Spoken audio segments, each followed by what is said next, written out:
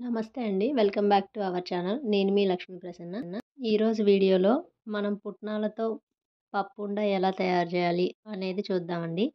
ఈ పప్పుండ కోసం మనం ముందుగా ఒక కప్పుతో అరకప్పు వరకు బెల్లం తీసుకొని కొద్దిగా నీళ్లు పోసుకొని ఈ బెల్లం అనేది బాగా కరిగే విధంగా బాగా కలుపుకోవాలి. బెల్లం కరిగేంత వరకు కలుపుతూనే ఉండాలండి. ఈ బెల్లం కరిగిన తర్వాత పాకం వచ్చిందా లేదా అని తెలుసుకోవటానికి ఒక ప్లేట్లో వాటర్ తీసుకొని అందులో కొద్దిగా పాకాన్ని వేసుకొని ఇలా దగ్గరికి అన్నప్పుడు మనకి ఉండలా రావాలి. అలా వచ్చేంత వరకు కలుపుతూ ఉండాలి. ఇలా వాటర్లో వేసుకుంటూ చూడాలి. మనకు ఉండనేది తయారైపోతే అప్పుడు పాకం అనేది పర్ఫెక్ట్గా వచ్చినట్టు.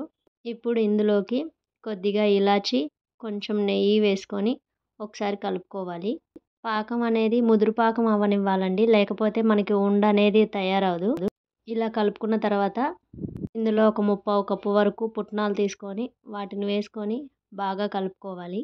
బెల్లంలో ఐరన్, పుట్నాల్లో ప్రోటీన్స్ ఉండటం వల్ల ఇది చాలా బలం అండి.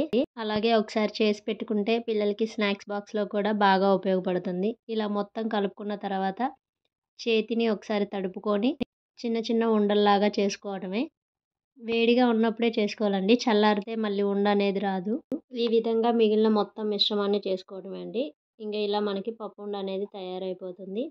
చాలా సింపుల్ అండ్ ఈజీ ప్రాసెస్ అండి. మీరు ఒకసారి ట్రై చేసి మీ ఫీడ్బ్యాక్ని నాతో షేర్ చేసుకోండి.